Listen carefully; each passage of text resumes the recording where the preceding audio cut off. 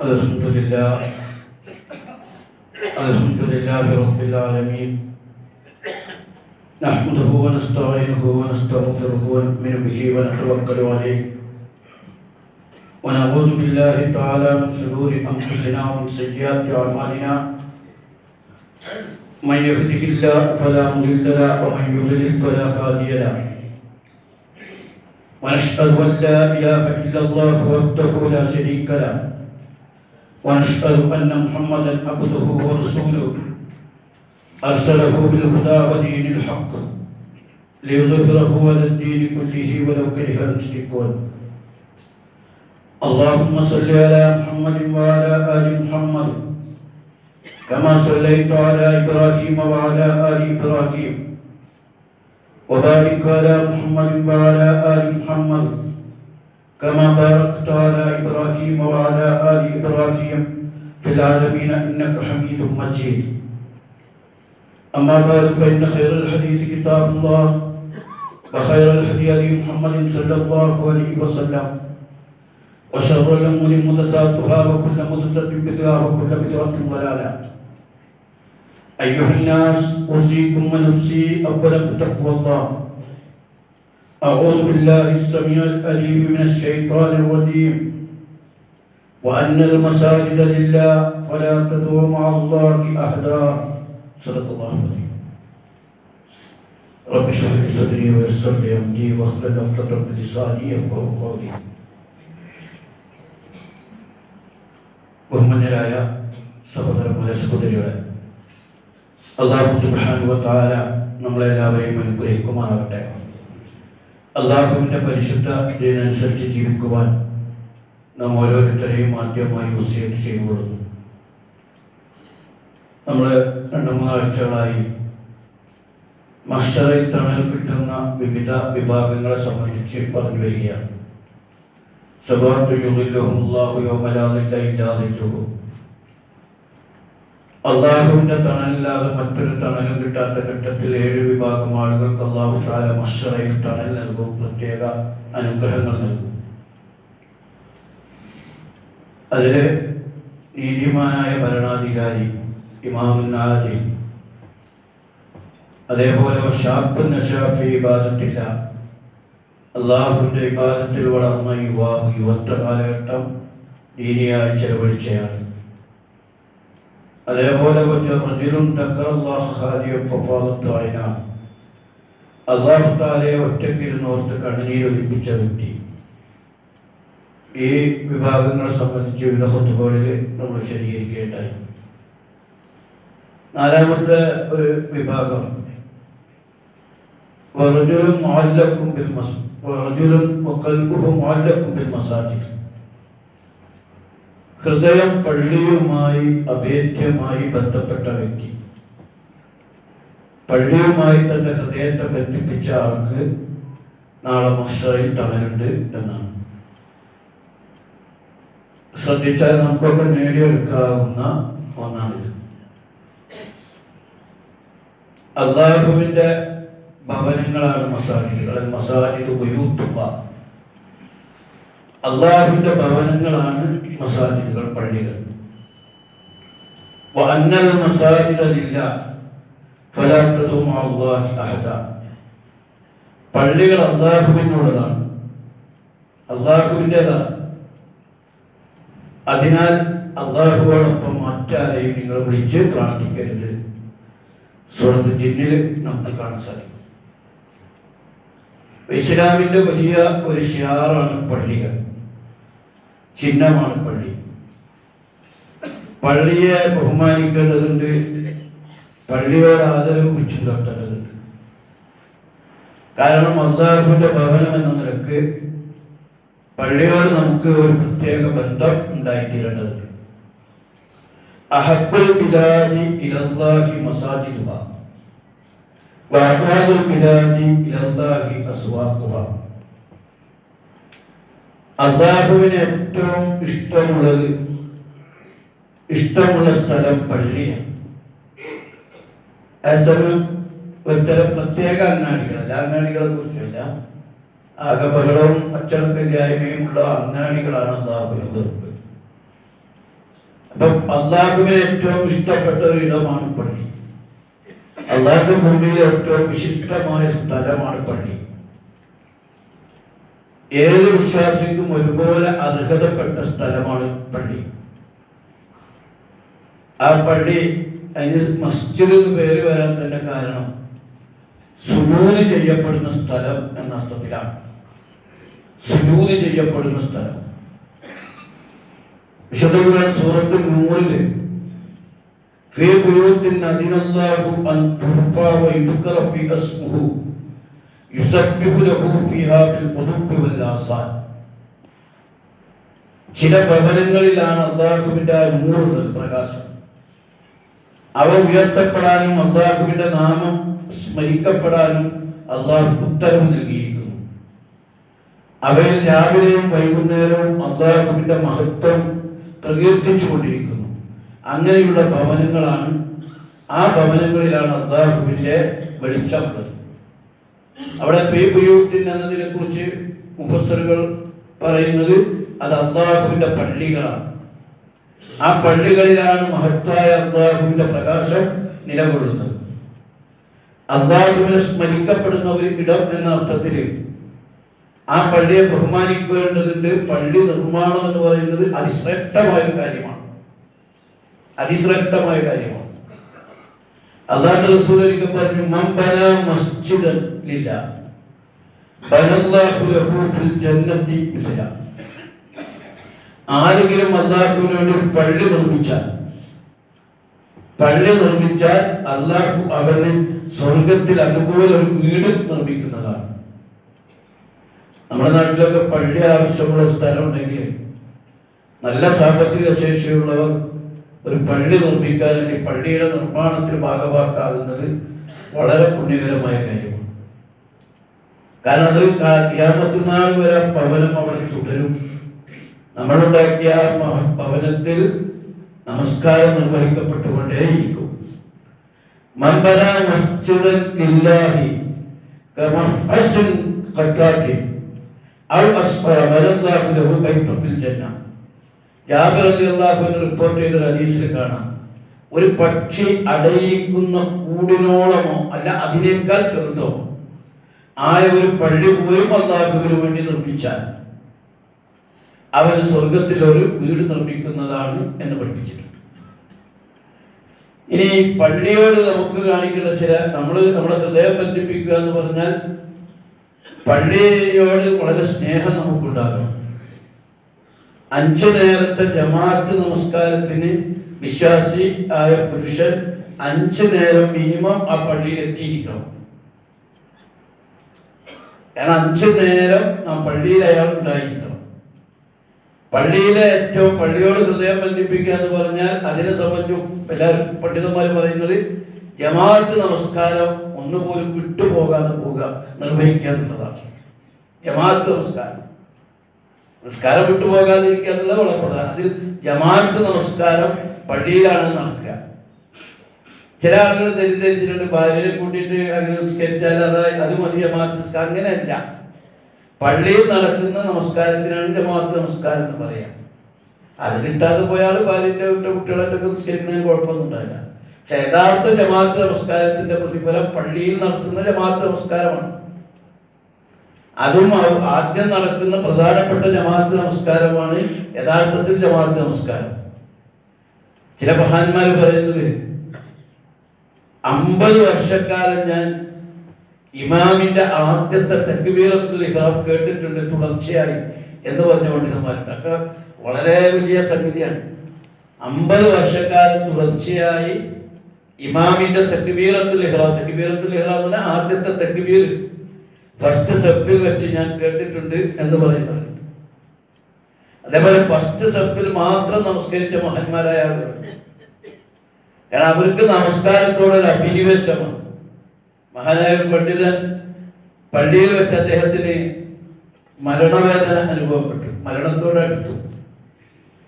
അപ്പൊ മരിക്കുമെന്ന് ഉറപ്പായപ്പോൾ മറ്റുള്ളവരൊക്കെ അദ്ദേഹത്തോട് ചേർന്ന് വീട്ടിലേക്ക് എടുക്കട്ടെ എന്ന് ചോദിച്ചപ്പോൾ അദ്ദേഹം പറഞ്ഞു, ഞാൻ മരണത്തെ പുൽകുമെന്നാണെങ്കിൽ പിന്നെ അല്ലാഹുവിന്റെ ഭവനത്തിനോട് ചേർന്ന് തന്നെ ആയിക്കോട്ടെ. അത്രയും കാരണം എൻ്റെ റസൂൽ എന്നെ പഠിപ്പിച്ചിട്ടുണ്ട്, എൻ്റെ ഹൃദയം പള്ളിയുമായി ബന്ധിപ്പിച്ചാൽ അതെനിക്ക് മഹ്ശറിൽ തണലാണ്, എനിക്കത് വലിയ അനുഗ്രഹമാണ്. അപ്പൊ ജമാഅത്ത് നമസ്കാരങ്ങൾ കണിശമായി നിലനിർത്തുക എന്നതാണ്. ഓരോ പള്ളിയിലും എപ്പോഴാണ് ജമാഅത്ത് നമസ്കാരങ്ങൾ നടക്കുന്നത് എന്നറിയണം. ആ ജമാഅത്ത് നമസ്കാരം മസ്ബൂക്കാകാതെ വരണം. അതാണ് ഏറ്റവും പ്രധാനപ്പെട്ട. രണ്ടാമത്തത്, പള്ളിയെ നല്ല വൃത്തിയുള്ള വെടിപ്പുള്ള സ്ഥലമായി പരിരക്ഷിക്കുക എന്നതാണ്. ഇസ്ലാമിന്റെ കാഴ്ചപ്പാടിൽ പള്ളി ഏറ്റവും വൃത്തിയുള്ള വെടിപ്പുള്ള സുഗന്ധം വഹിക്കുന്ന നല്ല ഇടമാണ് പള്ളി. അങ്ങനെ ആയിരിക്കണം പള്ളി. കണ്ടാ വേദാറ് തോന്നുന്ന പേടിപ്പിക്കുന്ന സ്ഥലമല്ല പള്ളി. മനുഷ്യന് ശാന്തി അടയാനുള്ള സ്ഥലമാണ് പള്ളി. നമ്മളെ പള്ളിക്കാർ ഈ ഖബർസ്ഥാനൊക്കെ നമ്മുടെ നാട്ടിൽ പള്ളിയോട് തൊട്ടടുത്തായതുകൊണ്ട് ചിലർക്കൊക്കെ അതൊരു വല്ലാത്ത അന്തരീക്ഷം സൃഷ്ടിക്കാറുണ്ട്. അങ്ങനെയല്ല, നമ്മുടെ വീടുകളെക്കാൾ നല്ല അലങ്കൃതമായ നല്ല അവസ്ഥയിലായിരിക്കണം പള്ളി ഉണ്ടാകുന്നത്. നിങ്ങളുടെ വീട് പോലെ അതിനേക്കാൾ ഭംഗിയായി നിങ്ങൾ പള്ളിയെ സംരക്ഷിക്കണമെന്ന് റസൂൽ പഠിപ്പിച്ചിട്ടുണ്ട്. അപ്പൊ പള്ളി ഏറ്റവും വൃത്തിയുള്ളതായിരിക്കണം, വെടിപ്പുള്ളതായിരിക്കണം, നല്ല ഭംഗിയുള്ളതായിരിക്കണം. ഒരഴുക്കും അവിടെ ഉണ്ടാകരുത്. പള്ളിയിൽ അഴുക്കുകളോ മാലിന്യങ്ങളോ വൃത്തികേടുകളോ ഉണ്ടായാൽ അത് നീക്കം ചെയ്യാൻ ദീനുൽ ഇസ്ലാം ചുമതലപ്പെടുത്തിയത് വിശ്വാസികളെയാണ്. പള്ളി കമ്മിറ്റി കാര്യമില്ല, വേറെ കാര്യം. അത് അയാൾ ചെയ്യട്ടെ എന്ന് വെക്കാൻ ഇസ്ലാം അനുവദിച്ചിട്ടില്ല. അവിടെ പള്ളിയിൽ ഏതെങ്കിലും തൊഴിലാളി ചെയ്യട്ടെ, അവിടെ അഴുക്കുണ്ടോ, അയാളെന്താ ചെയ്യാത്തതെന്ന് അയാളെ ചോദ്യം ചെയ്യലല്ല, അതെടുത്തു മാറ്റുന്നത് പുണ്യകരമാണ്. തന്റെ പള്ളിയുടെ എല്ലാ പരിസരവും നിരീക്ഷിച്ച് എല്ലാ ഭാഗവും വൃത്തിയുണ്ടോ എന്ന് നോക്കണം. അങ്ങനെ പള്ളി ഏറ്റവും വൃത്തിയിലായിരിക്കണം. പള്ളിയിലേക്ക് വരുന്നവരും അതീവ വൃത്തിയിലായിരിക്കണമെന്നാണ് വിശുദ്ധ ഖുർആൻ വളരെ കൃത്യമായി തന്നെ നമ്മളോട് ആ കാര്യം പറഞ്ഞല്ലോ. ഖുദൂ സീനത്തക്കും മിൻ കുല്ലി മസ്ജിദ്. അവിടെ മസ്ജിദ്, നിസ്കാരത്തിന് മസ്ജിദ് എന്നുള്ള പ്രയോഗമാണ്. ഓരോ നമസ്കാരത്തിനും പള്ളിയിലേക്ക് വരുമ്പോൾ ഖുദൂ സീനത്തക്കും, നിങ്ങൾ അലങ്കാരം സ്വീകരിക്കണം എന്നാ പറയുന്നത്. ഒരാളുടെ ഏറ്റവും നല്ല വസ്ത്രവും നല്ല ഘടനയിലായിരിക്കണം പള്ളിയിലേക്ക് വരേണ്ടത്. അല്ലാതെ വീട്ടിലിരുന്ന മുഷിന്റെ കളിത്തുണി എടുത്തിട്ട് പള്ളിയിലേക്ക് ആരും വരാൻ പാടില്ല. നമ്മുടെ ഓഫീസിലേക്കോ ഉയർന്ന സ്ഥലത്തേക്കോ കല്യാണ സ്ഥലത്തേക്കോ പോകുമ്പോൾ എത്ര മാന്യനായി എത്ര ഉന്നതനായി പോകുന്നു, അതിനേക്കാൾ രാജാതിരാജനായ റബ്ബിന്റെ വീട്ടിലേക്ക് പോകുമ്പോൾ നല്ല വസ്ത്രത്തോടു കൂടി നല്ല വേഷവിധാനത്തോടു കൂടി സുഗന്ധം പൂശിക്കൊണ്ട് പോകണം. ചില നമസ്കാരത്തിലും അങ്ങനെ പാടുള്ളൂ. ഒരിക്കലും കളിത്തുണെടുത്തൊന്നും നിസ്കരിക്കുമ്പോൾ ശരിയല്ല. അത് നല്ല വസ്ത്രം ധരിച്ച് ഏറ്റവും നല്ല മുടി മാന്യമായ രീതിയിൽ താൻ എങ്ങനെയാണോ തനിക്കൊരു വസ്ത്രത്തിന്റെ സ്ഥിതിയുള്ളത് ആ ഘടനയിൽ ഏറ്റവും നല്ല വസ്ത്രത്തിലായിരിക്കണം പള്ളിയിലേക്ക് വരേണ്ടത്. അവിടെ അങ്ങനെ നമസ്കാരം നിർവഹിക്കേണ്ടത്. മാത്രമല്ല, സുഗന്ധം പൂശുന്നത് നല്ലതാണ്. സുഗന്ധത്തിന് വിരുദ്ധമായ ദുർഗന്ധമുള്ള ഒരവസ്ഥയിൽ പള്ളിയിലേക്ക് വരരുതെന്ന് പ്രത്യേകം റസൂൽ നിർദ്ദേശിച്ചിട്ടുണ്ട്. ആരെങ്കിലും വെളുത്തുള്ളിയോ ചുവന്നുള്ളിയോ മറ്റൊക്കെ കഴിച്ചാൽ, അത് പച്ചക്ക് കഴിച്ചാൽ വായിൽ നിന്ന് വരുന്ന ചെറിയ ദുർഗന്ധം അതോടുകൂടി പള്ളിയിൽ വരരുതെന്ന് പ്രത്യേക റസൂൽ നിർദ്ദേശിച്ചു. അങ്ങനെ കഴിച്ചാൽ തന്നെ അത് നന്നായി വൃത്തിയാക്കി വേണം വരാൻ. അതുകൊണ്ടാണ് വുദൂവിൽ മിസ്വാക്ക് ചെയ്യൽ സുന്നത്താക്കിയത്, വുദൂ എടുക്കുമ്പോൾ പല്ല് തേക്കൽ സുന്നത്താക്കിയത്. അതിനെ കുറിച്ച് അല്ലാഹുവിന്റെ റസൂൽ പറഞ്ഞു, ലൗലാ അൻ നശഖു അലാ ഉമ്മത്തി ലഅമത്തുഹും ബിസ്സിവാക്. എന്റെ സമുദായത്തിന് ഒരു പ്രയാസമാവില്ലായിരുന്നെങ്കിൽ പല്ല് തേക്കൽ ഞാൻ നിർബന്ധമാക്കിയത്. പിന്നെ ബുദ്ധിമുട്ടാണ്, അത്രയും പ്രാധാന്യം അതിനുണ്ട്. എന്നിട്ട് വരുന്ന ആൾ വൃത്തിയുള്ള ആളാകണം, ദുർഗന്ധമില്ലാത്ത ആളാണ്. നല്ല ശ്രദ്ധിക്കണം. പുകവലിക്കുന്ന ആളുകൾ അയാൾക്കറിയില്ല അയാളുടെ ദുർഗന്ധം എത്ര ഉണ്ട്. പുകവലി ഒരിക്കലും ദീനുൽ ഇസ്ലാം അംഗീകരിച്ചിട്ടില്ല.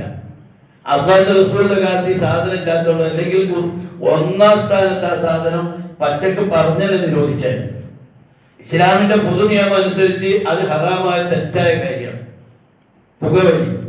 2-3 കാര്യത്തിൽ, ഒന്ന് സാമ്പത്തിക നഷ്ടം, ആരോഗ്യ നഷ്ടം, ദുർഗന്ധം. അത് എല്ലാ അർത്ഥത്തിലും ഏറ്റവും ഭീകരമായ അവസ്ഥയാണ് പുകവലി എന്ന് പറയുന്നത്. ചില ഡോക്ടർമാർ പറയുന്നത് മദ്യപാനത്തേക്കാൾ അപകടകാരിയാണ് പുകവലി എന്നാണ്. ഈ പുകവലിക്കുന്ന ആൾ ചെയ്യുന്ന മദ്യപിക്കുന്ന ആൾ അയാളും കഴിച്ചാൽ വേറെ പ്രശ്നമൊന്നുമില്ല, വേറൊരാളിലേക്ക് ആ മദ്യപാനം പകരില്ല. പക്ഷെ പുകവലിക്കുന്ന ആൾ അയാളുടെ ഭാര്യയ്ക്ക് ഏകദേശം 15 രോഗം കൊടുക്കുന്നു. ഈ പുകവലിയുടെ ദൂഷ്യം അയാളുടെ ഭാര്യയ്ക്ക് വിതരണം ചെയ്യുന്നുണ്ട്. അയാളുടെ മക്കൾ, ജനിച്ചു വളരുന്ന മക്കൾ, പുകവലിക്കുന്നവരുടെ മക്കൾക്ക് അയാൾ ആരോഗ്യപരമായ ഒരുപാട് ദോഷങ്ങൾ വിതരണം ചെയ്തിട്ടുണ്ട്. തന്റെ പുകവലി കാരണം ഭാര്യയും മക്കളും കുടുംബവും വിഷമിക്കും എന്നാണ് പറയുന്നത്. എന്നിരിക്കാൻ പുകവലിച്ച ദുർഗന്ധവുമായിട്ട് പള്ളിയിൽ വരുന്നത്. എന്നാലും പുകവലിക്കുന്നവർ പള്ളി വരണ്ടെന്നല്ല ഞാൻ പറഞ്ഞത്. പുകവലി നിർത്തി അവരെങ്ങനെയെങ്കിലും ഈ വൃത്തിയായിട്ടായിരിക്കണം പള്ളിയിലേക്ക് വരേണ്ടത്. റസൂൽ പറഞ്ഞു, പള്ളിയിലേക്ക് വരുമ്പോൾ വീട്ടിൽ നിന്നൊന്നും എടുത്തു വരികയാണെങ്കിൽ അത് കൂടുതൽ ബർക്കത്തുള്ളതാണ്. അതിനിടക്ക് സഞ്ചരിക്കുന്ന ഓരോ കാലടികളും പുണ്യകരമാണ്. അതുകൊണ്ട് എന്ത് ചെയ്യണം? പള്ളിയിലേക്ക് വരുമ്പോൾ തീർച്ചയായും നിങ്ങൾ ചെയ്യേണ്ടത് ഈ പറഞ്ഞ പോലെ ഒന്നും എടുത്തു വരിക. വന്നു കഴിയുമ്പോൾ ആൾക്കാരല്ല, പള്ളിയിലേക്ക് പ്രവേശിക്കുമ്പോൾ പ്രാർത്ഥനയുണ്ട്, പുറത്തിറങ്ങുമ്പോഴും പ്രാർത്ഥനയുണ്ട്. സാധാരണ നമ്മൾ ചിലപ്പോൾ അതൊന്നും ശ്രദ്ധിക്കാറില്ല, അത് പ്രാർത്ഥിക്കാതെ പോകും. ആ പ്രാർത്ഥനകൾ അതിൻ്റെതായ ശരിയായ രീതിയിൽ നമുക്ക് ചെല്ലാൻ സാധിക്കണം. തിരിച്ചിറങ്ങുമ്പോഴും പ്രാർത്ഥനകൾ ചെല്ലാൻ കഴിയണം. അല്ലാഹുമ്മ അഫ്തഹ് അബ്വാബ റഹ്മതി എന്നെങ്കിലും മിനിമം ചെല്ലാൻ. അല്ലാഹുമ്മ ഇന്നി അസ്അലുക മിൻ ഫദ്ലിക എന്ന് പറഞ്ഞാൽ പുറത്തിറങ്ങും. ആ പ്രവേശിക്കുമ്പോൾ വലതുകാലം വെച്ച് കയറണം. പള്ളിയിലേക്കാണ് വരുന്നത്, അതാണ് വീടാ, അല്ലാഹുവിന്റെ ഭവനമാണ്. ആ പള്ളിയിലേക്ക് വരുമ്പോൾ വലതുകാലം വെച്ച് പ്രാർത്ഥിച്ചു കയറുന്നു. വന്നു കഴിഞ്ഞാൽ 2 റക്അത്ത് തഹയ്യത്ത് നമസ്കരിക്കൽ വളരെ ശ്രേഷ്ഠകരമാണ്. റസൂലുള്ളാഹി പറയുന്നുണ്ട്, ഇരിക്കാതെ നിങ്ങൾ ഇരിക്കരുത് എന്നാണ്. ഇരിക്കാതെ ഇരിക്കരുത്. ഇരിക്കാതെ ആദ്യം പറഞ്ഞത് സുജൂദിൽ തഹയ്യത്തിലൊക്കെ ഇരിക്കണേ, അതിനു മുമ്പ് നിങ്ങൾ ഇരിക്കരുത് എന്നാണ്. റസൂലുള്ളാഹി സ്വല്ലല്ലാഹു അലൈഹി വസല്ലം തിരുമേനി ഒരിക്കൽ പറഞ്ഞു, കാന ഇദാ ഖദിമ ഫീ സഫറിൻ ബദഅ ബിൽ മുസ്ജിദി ഫറഖഅ ഫീഹി റക്അത്തൈൻ. റസൂൽ പള്ളിയിലേക്ക് ഒരു യാത്ര കഴിഞ്ഞു വന്നാൽ, എവിടെന്നെങ്കിലും റസൂൽ യാത്ര കഴിഞ്ഞാൽ ആദ്യം റസൂൽ പള്ളിയിൽ വന്നത്. പള്ളിയിൽ വന്നിട്ട് പള്ളിയായിട്ട് ആദ്യമുള്ള ഇടപാടും ബന്ധമൊക്കെ സ്ഥാപിച്ചിട്ടാണ്. ഇപ്പൊ ദൂരം എവിടെന്നെങ്കിലും മതി, വേറെ യാത്രകൾ ദൂര യുദ്ധത്തിനും മറ്റു പലതിനൊക്കെ യാത്ര ചെയ്ത് പോയാൽ ആദ്യം വീട്ടിലേക്കല്ല ഓടിക്കയറുക, പള്ളിയിലേക്കാണ് പോവുക. പള്ളിയിലൊക്കെ പോയി 2 റക്അത്ത് നിസ്കരിച്ച് പള്ളിയായിട്ടുള്ള ബന്ധമൊക്കെ പുതുക്കി എന്നിട്ടാണ് വീട്ടിലേക്ക് പോവുക. അതേപോലെ തന്നെ ഖത്താദ റളിയല്ലാഹു അൻഹു റിപ്പോർട്ട് ചെയ്ത ഹദീസിൽ കാണാൻ, റസൂലുള്ളാഹി സ്വല്ലല്ലാഹു അലൈഹി വസല്ലം ഇദാ ദഖല അഹദുക്കുമുൽ മസ്ജിദ് ഫലാ യജ്ലിസ് ഹത്താ യുസല്ലി റക്അത്തൈൻ. നിങ്ങൾ 2 റക്അത്ത് നിസ്കരിക്കാതെ പള്ളിയിൽ ഇരിക്കരുത്. വൻ ജാബിർ റളിയല്ലാഹു അൻഹു അതൈതു നബി സ്വല്ലല്ലാഹു അലൈഹി വസല്ലം വഹുവ ഫിൽ മസ്ജിദ്. റസൂൽ പള്ളിയിലുള്ളപ്പോൾ ഞാൻ പള്ളിയിലേക്ക് വന്നു. ജാബിർ റളിയല്ലാഹു അൻഹു പറയാണ്, ഫഖാല, അപ്പോൾ റസൂൽ എന്നോട് പറഞ്ഞു, സല്ലി റക്അത്തൈൻ, 2 റക്അത്ത് നിസ്കരിക്കുന്നു പറഞ്ഞു. ഖുത്ബ നബി സല്ലല്ലാഹു അലൈഹി വസല്ലം തിരുമേനി ഖുത്ബ നിർവഹിച്ചുകൊണ്ടിരിക്കുമ്പോൾ ഒരാൾ വൈകി വന്നു. നമ്മളെ പോലെ അങ്ങനെ എല്ലാവരും വൈകില്ല, ഒരിക്കൽ വൈകിപ്പോയി. അങ്ങനെ വൈകിയപ്പോൾ അദ്ദേഹം വന്നിരുന്നപ്പോൾ റസൂൽ പറഞ്ഞു, അപ്പുറത്ത് പോയി സുന്നത്ത് നമസ്കരിക്കാൻ പറഞ്ഞു. അപ്പോൾ സുന്നത്ത് അപ്പുറത്ത് പോയി നമസ്കരിച്ച് വന്നിരിക്കാൻ വേണ്ടി പറഞ്ഞു. അപ്പൊ ഇവിടെയൊക്കെ പറഞ്ഞു തന്നാൽ വന്നാൽ തഹജ്ജുദ് നമസ്കരിക്കണം, പള്ളിയിൽ നല്ല അതോടുകൂടി ഇരിക്കണം, പ്രാർത്ഥനകളിലും തഹ്മീദുകളിലും തസ്ബീഹുകളിലും മുഴുകണം, ഖുർആൻ പാരായണത്തിൽ ഇതാവണം. തനിക്ക് വിശ്രമിക്കണമെങ്കിൽ പള്ളി ഉപയോഗിക്കാം, പള്ളി അങ്ങനെയും ഉപയോഗിക്കണം കേട്ടോ. ചില ആൾക്കാർ പള്ളി എന്ന് പറഞ്ഞാൽ മനുഷ്യന്മാർക്ക് വന്നാൽ ആകെ ശല്യപ്പെടുത്തുന്ന രൂപത്തിൽ ഭീകരാവസ്ഥ സൃഷ്ടിക്കാനൊന്നും പാടില്ല. മനുഷ്യർക്ക് ക്ഷീണം തീർക്കാനും പള്ളി ഉപയോഗിക്കാം. അവൻ്റെ എന്തെങ്കിലും പ്രയാസങ്ങൾ തീർക്കാനുള്ള സാംസ്കാരിക കേന്ദ്രവും കൂടിയാണ് പള്ളി. നിസ്കരിക്കാൻ മാത്രമല്ല, റസൂലുള്ളാഹിയുടെ കാലത്ത്, ആദ്യകാലത്ത് ജയിലൊന്നും ഇല്ലാത്ത കാലത്ത് തടവുകാരെ പോലും പള്ളിയിലാണ് കെട്ടിയിട്ടിരുന്നത്. അങ്ങനെയുള്ളോ ഒരാൾ വന്നിട്ട് പള്ളിയിൽ മൂത്രമൊഴിക്കണം, മുസ്ലിം അല്ലാത്ത ഒരാൾ പള്ളിയിൽ മൂത്രമൊഴിച്ചു കളഞ്ഞു. അപ്പോഴേക്കും മുസ്ലിം മണ്ണാണ്, മുസ്ലിമീങ്ങൾ വളരെ ക്ഷോഭിച്ചു വന്നപ്പോൾ റസൂൽ പറഞ്ഞു, അതിൻ്റെ ആവശ്യമൊന്നുമില്ല, 2 ബക്കറ്റ് വെള്ളം ഒഴിച്ച് കളയാൻ പറഞ്ഞു. അങ്ങനെ വെള്ളം ഒഴിച്ചു. എന്ന് പറഞ്ഞാൽ പള്ളി എല്ലാത്തിനും ഉപയോഗിക്കേണ്ടതാണ്. എന്നാലോ അനാവശ്യ വർത്തമാനങ്ങൾ ഒഴിവാക്കണം. അവിടെ കിടന്ന് കൂക്കുംപൊളിയും ബഹളവും ഉണ്ടാക്കുന്നതിനെ ഈ പ്രവാചകൻ ശക്തമായി എതിർക്കുകയാണ് ചെയ്യുന്നത്. മക്കയിലെ മുശ്രിക്കുകളെ സംബന്ധിച്ചിടത്തോളം അവർക്ക് മസ്ജിദുൽ ഹറാം ഏറ്റവും പ്രധാനപ്പെട്ട ഒന്നായിരുന്നു. അവരുടെ ഇസ്സത്ത് കഅബയുമായി ബന്ധപ്പെട്ടായിരുന്നു. ആ കഅബയുടെ സംരക്ഷകർ എന്ന നിലക്കാണ് മക്ക മുശ്രിക്കുകൾ അവരുടെ പ്രതാപം മുഴുവൻ ഉണ്ടായത്. അതാണ് സൂറത്തുൽ ഈലാഫിൽ പഠിക്കുന്നത്. ഈലാഫി ഖുറൈശിൻ ഈലാഫിഹിം റിഹ്ലത ശിത്താഇ വസ്സൈഫ് ഫൽയഅ്ബുദു റബ്ബ ഹാദൽ ബൈത്തില്ലദീ അത്അമഹും മിൻ ജുഉഇൻ വആമനഹും മിൻ ഖൗഫ്. അവിടെ മക്കയിലെ മുശ്രിക്കുകൾക്ക് ഉണ്ടായിരുന്ന ഒരു പ്രത്യേക ഗുണം, അവർ കഅബയുടെ സംരക്ഷകർ എന്ന നിലയ്ക്ക് ലോകത്ത് എവിടേക്കും വേണമെങ്കിൽ അവർക്ക് യാത്ര ചെയ്യാം. കാരണം അവര് കൊള്ളക്കാർ കണ്ടാൽ പോലും കൊള്ളക്കാർ അവരെ കൊള്ളയടിക്കാനും ആക്രമിക്കാനും വന്നാൽ ഇവരൊരൊറ്റ വർത്തന, അനമിൻ ഖുറൈശ് അനമിൻ കഅബ, ഞങ്ങൾ ഖുറൈശികളാണ്, കഅബയുടെ ആളുകളാണ് എന്നാൽ കൊള്ളക്കാരെ പോലും പൊരുത്തപ്പെട്ടു. അതുകൊണ്ട് ശൈത്യകാലത്തും ഉഷ്ണകാലത്തും അനുകൂലമായ സാഹചര്യങ്ങളിലേക്ക് യാത്ര ചെയ്ത് കച്ചവടം ചെയ്യാൻ ഈ കഅബ മുഖേന മക്ക മുശ്രിക്കുകൾക്ക് അനുഗ്രഹം ലഭിച്ചു. അങ്ങനെ അനുഗ്രഹം ലഭിച്ചപ്പോൾ അല്ലാഹു പറയാ, നിങ്ങൾക്ക് വിശപ്പിൽ നിന്നും പേടിയിൽ നിന്നും, കാരണം കഅബയുടെ ആൾക്കാരായപ്പോൾ പേടി പോയി, വിശപ്പും തീർന്നു കിട്ടി, കച്ചവടം ചെയ്യാൻ പറ്റി. ആ ബൈത്തിന്റെ ഉടമസ്ഥനെയാണ് നിങ്ങൾ ഇബാദത്ത് ചെയ്യേണ്ടത് എന്നാണ് സൂറത്ത് ഈലാഫിൽ പറയുന്നത്. പക്ഷെ അവരാ ചെയ്ത പണി എന്താ? ഇബ്രാഹിം നബി അലൈഹിസ്സലാമിനെ കൊണ്ട് അല്ലാഹു തആല കഅബാലയത്തിന്റെ അസ്തിവാരം പടുത്തുയർത്തിക്കൊണ്ട് പ്രാർത്ഥിക്കാൻ വേണ്ടി പറഞ്ഞത്, റബ്ബനാ ഇന്നി അസ്കൻതു മിൻ ദുർരിയ്യതി ബിവാദിൻ ഗൈറ ദീ ദർഇൻ ഇൻദ ബൈതിക്കൽ മുഹറം റബ്ബനാ ലിയുഖീമുസ് സ്വലാത്ത വജഅൽ അഫ്ഇദതൻ മിനൻ നാസി തഹ്വി ഇലൈഹിം വർസുഖ്ഹും മിനസ് സമറാത്തി ലഅല്ലഹും യഷ്കുറൂൻ. ഇതാ എൻ്റെ കുടുംബത്തെ ഇവിടെ കൊണ്ടുവന്ന് ആക്കിയിരിക്കുന്നു എന്ന് പറഞ്ഞിട്ട് ഇബ്രാഹിം നബി അലൈഹിസ്സലാം പ്രാർത്ഥിക്കുകയാണ്, പടച്ചോനെ ഈ കുടുംബത്തോട് സ്നേഹം തോന്നിപ്പിക്കണം, ഇവർ നമസ്കാരം നിലനിർത്തുന്നവരാക്കണം. നമസ്കാരം നിലനിർത്താൻ വേണ്ടി കഅബ ഉണ്ടാക്കി. പക്ഷെ ആ കഅബയെ ഇവരെന്ത് ചെയ്തു? ശിർക്കിന്റെ കേന്ദ്രമാക്കി മാറ്റി. അതുകൊണ്ട് വിശുദ്ധ ഖുർആൻ പറഞ്ഞു പിന്നീട് അവരോട്, വമാ ലഹും അല്ലാ യുഅദ്ദിബുഹുമുല്ലാഹു വഹും യസുദ്ദൂന അനിൽ മസ്ജിദിൽ ഹറാം വമാ കാനൂ ഔലിയാഹു ഇന്ന ഔലിയാഹു ഇല്ലൽ മുത്തഖൂൻ വലാകിന്ന അക്സറുഹും ലാ യഅലമൂൻ. എന്നാൽ ഇന്ന് നിങ്ങൾ അല്ലാഹു ശിക്ഷിക്കാതിരിക്കാൻ നിങ്ങൾക്കൊരു ന്യായമില്ല. കാരണം നിങ്ങൾ മസ്ജിദുൽ ഹറാമിൽ നിന്ന് സത്യവിശ്വാസികളെ തടഞ്ഞിരിക്കുന്നു. നിങ്ങൾ മസ്ജിദുൽ ഹറാമിൽ അതിന്റെ മേൽനോട്ടക്കാരാകാനുള്ള അർഹത നിങ്ങൾക്ക് നഷ്ടപ്പെട്ടിരിക്കുന്നു. നിങ്ങൾ അവിടെ വെറും കുറെ കൂക്കും പുളിയും ബഹളം ഉണ്ടാക്കുകയാണ് എന്ന് പറഞ്ഞുകൊണ്ട് മക്കയിലെ മുശ്രിക്കുകളെ കൈകാര്യം ചെയ്യുന്ന കാണാൻ സാധിക്കും. അപ്പൊ നമ്മൾ മനസ്സിലാക്കേണ്ടത്, പള്ളിയിൽ എപ്പോഴും അടക്കവും ദുഃഖത്തിനും വരണം, അങ്ങനെ നമസ്കരിക്കാൻ കഴിയണം, പള്ളിയിൽ എല്ലാ സൗകര്യങ്ങളും ഉണ്ടാക്കണം. പള്ളി ഇന്ന സംഘടനക്കാരുടെ പള്ളി ഇല്ല. സംഘടനക്കാരെ പള്ളി എന്ന് പറഞ്ഞാൽ അവരുണ്ടാക്കിയ പള്ളി അല്ല, അവർ നേതൃത്വം കൊടുക്കണം, അതൊക്കെ ആയിക്കോട്ടെ. മുജാഹിദിന്റെ പള്ളി, ജമാഅത്തിന്റെ പള്ളി, സുന്നി പള്ളിയൊക്കെ ആയിട്ട് നമ്മുടെ പള്ളികൾ മാറിപ്പോയിട്ടുണ്ട്. യഥാർത്ഥത്തിൽ എല്ലാവരുടെ പള്ളിയും അള്ളാഹുടെ പള്ളിയാണ്. പള്ളി ആയി കഴിഞ്ഞാൽ പിന്നെ അവിടെ സംഘടനക്കാർക്ക് പള്ളിയില്ല. ഏത് പള്ളിയാണോ വന്നൽ മസാജിദ് അതില്ല, ആ പള്ളികളെല്ലാം അള്ളാഹുവിൻ്റെതാണ്. എല്ലാവർക്കും വന്നിരിക്കാനും എല്ലാവർക്കും നമസ്കരിക്കാനും അസ്വസ്ഥതയില്ലാതെ കാര്യങ്ങൾ ഗ്രഹിക്കാനും കഴിയുന്ന വിധത്തിൽ, തങ്ങളുടെ സംഘടനാ ആധിപത്യം ചെലുത്താത്ത വിധത്തിൽ പള്ളികൾ പൊതുസമൂഹത്തിന്റെ പള്ളികളായി മാറണം എന്നാണ് ഞാൻ പറയുന്നത്. പകരം അത് മാറിയേ പറ്റൂ. പകരം ആകെ സംഘടനാ പക്ഷപാതത്തിന്റെ കേന്ദ്രങ്ങളായിട്ട് പള്ളികളെ മാറ്റരുത്. പകരം എല്ലാ മുസ്ലിമീങ്ങൾക്കും അർഹതപ്പെട്ടതായി പള്ളികൾ മാറണം. ഇനി അങ്ങനെ പള്ളികളിൽ അതിന്റെ അടവുകളും മര്യാദകളും ഒക്കെ നമ്മൾ പാലിക്കേണ്ടതുണ്ട്. പള്ളിയിൽ കച്ചവടം ചെയ്യാൻ പാടില്ല, റസൂൽ എടുത്തു പറഞ്ഞ കാര്യമാണ്. പള്ളിയിൽ നഷ്ടപ്പെട്ട കാര്യം ചോദിക്കാൻ പോലും പാടില്ല. ആകെ കൂടി ദുനിയാവിന്റെ ഒരു തരം കേന്ദ്രമാക്കിയിട്ട് ഇതിനെ മാറ്റരുത്.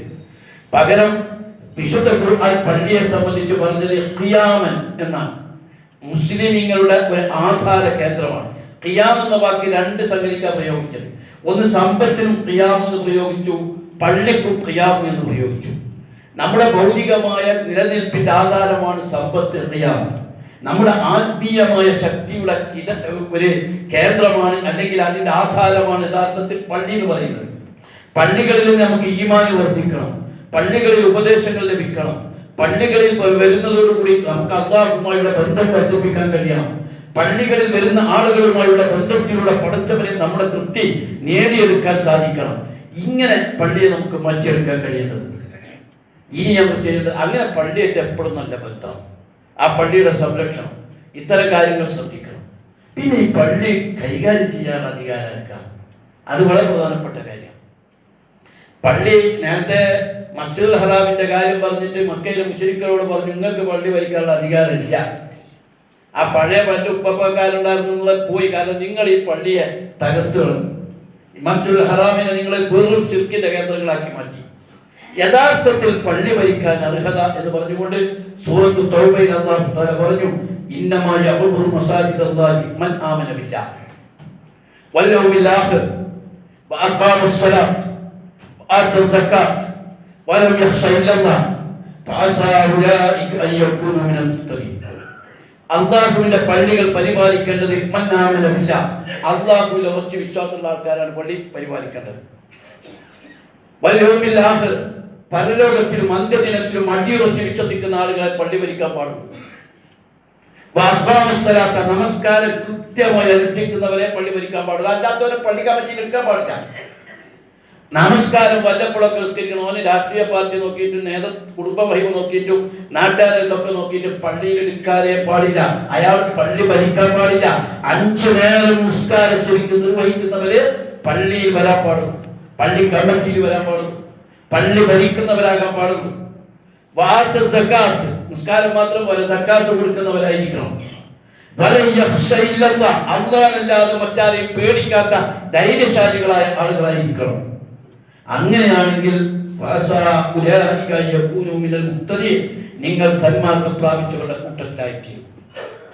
അപ്പൊ നമ്മളൊക്കെ ചില പള്ളികൾ എന്ന് പറഞ്ഞാൽ അതിൻ്റെ ഒക്കെ ഒരു കഥ വേറെ. ആകെ പള്ളി ഭരിക്കുന്നത് ആരാന്ന് ചോദിച്ചാൽ കുറെ രാഷ്ട്രീയക്കാർ. അതിൽ ചിലപ്പോൾ പള്ളി കമ്മിറ്റിയുടെ അന്ന് മാത്രം ചിലപ്പോൾ നിസ്കാരം. ഇതൊക്കെ മാറണം. മാറിയിട്ട് പള്ളി ഭരിക്കേണ്ടത് ദീനുള്ള ആളുകളായിരിക്കണം, അല്ലാഹുവിനെ പേടിച്ചവരായിരിക്കണം, അല്ലാഹുവല്ലാതെ മറ്റാരും പേടിക്കാത്തവരായിരിക്കണം, നമസ്കാരം ചുട്ടയി നിർവഹിക്കുന്നവരാകണം. അങ്ങനെ പള്ളിയുടെ ഭരണം വരികയും പള്ളി വികസിപ്പിക്കുകയും ആളുകളെ പള്ളിയിലേക്ക് ആകർഷിപ്പിക്കുകയും ഒക്കെ ചെയ്യുന്ന തലം ഉണ്ടാകേണ്ടത്.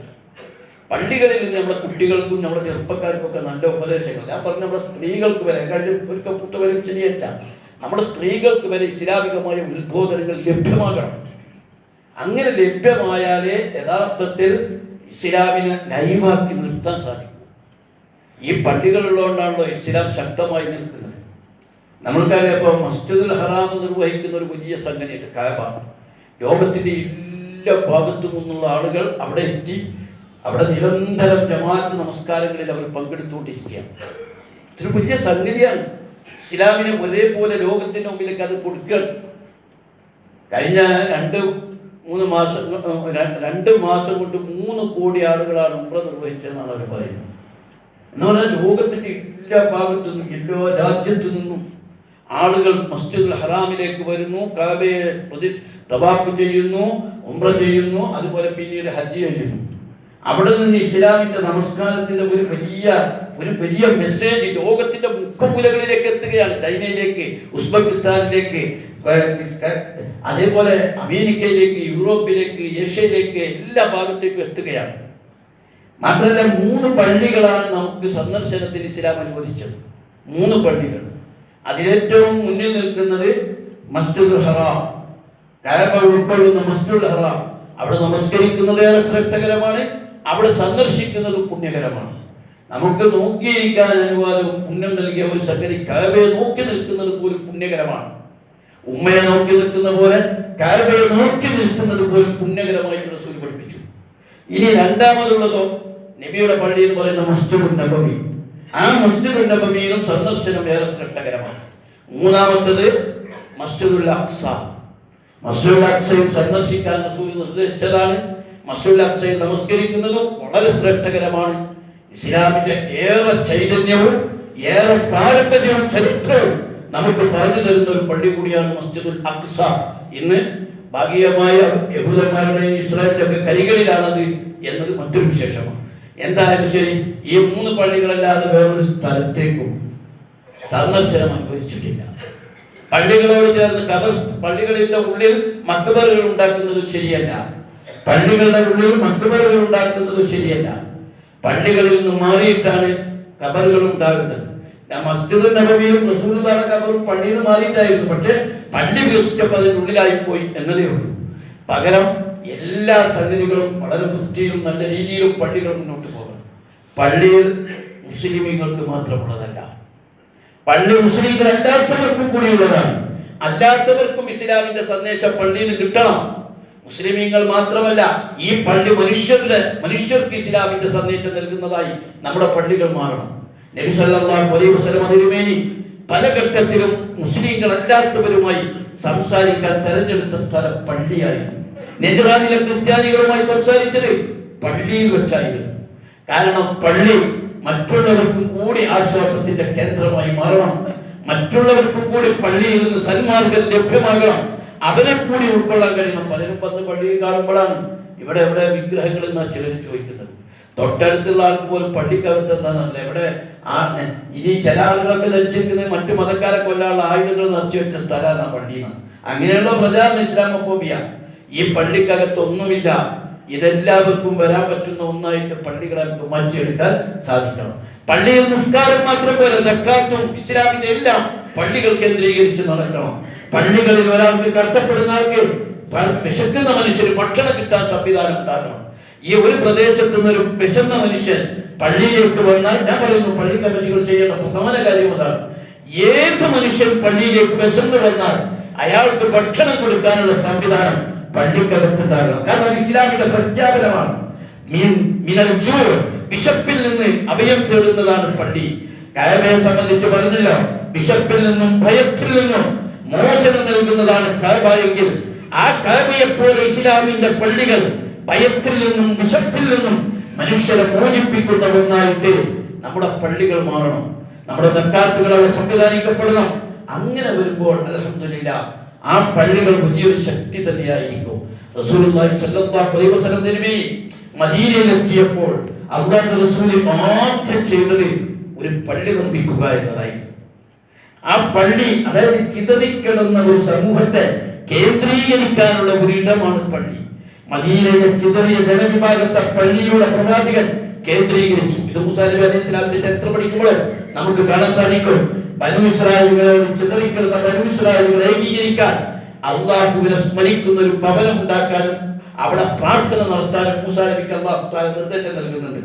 അപ്പൊ നമ്മുടെ പള്ളികളിലൂടെ ആളുകളെ കേന്ദ്രീകരിക്കാനും അവർക്ക് ഒത്തുകൂടാനും അവർക്ക് പ്രാർത്ഥനകൾ നിർവഹിക്കാനും അവരുടെ പ്രയാസങ്ങൾ നീക്കാനുമുള്ള ഇടമായിട്ട് നമ്മുടെ പള്ളികളെ മാറ്റണം. അങ്ങനെ പള്ളിയുമായി നമ്മുടെ വ്യക്തിബന്ധം നന്നായിട്ടുണ്ടാകുക. 5 വക്തിൽ പള്ളിയിൽ വരിക, പള്ളിയുടെ കാര്യങ്ങൾ ശ്രദ്ധിക്കുക, എവിടെയെങ്കിലും അഴുക്കുണ്ടോ അത് വൃത്തിയാക്കാൻ ശ്രമിക്കുക, പള്ളി ഭംഗിയാക്കാൻ ശ്രമിക്കുക, പള്ളിയിലുള്ളവരോട് നന്നായി ബന്ധപ്പെടുക. അങ്ങനെ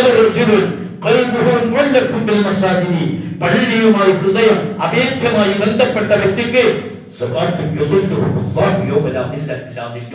അള്ളാന്റെ തണലില്ലാതെ മറ്റൊരു തണലും കിട്ടാത്ത ഘട്ടത്തിൽ ആ 7 വിഭാഗത്തിൽ ഒരു വിഭാഗം ഈ വിഭാഗമായിരിക്കുമെന്ന് റസൂലുള്ളാഹി സ്വല്ലല്ലാഹു അലൈഹി വസല്ലം പഠിപ്പിക്കുന്നു. അല്ലാഹു തആല അത്തരം മഹ്ശറയിൽ തണൽ കിട്ടുന്ന അനുഗ്രഹീതരുടെ കൂട്ടത്തിൽ നമ്മളെ ഉൾപ്പെടുത്തി അനുഗ്രഹിക്കുമാറാകട്ടെ.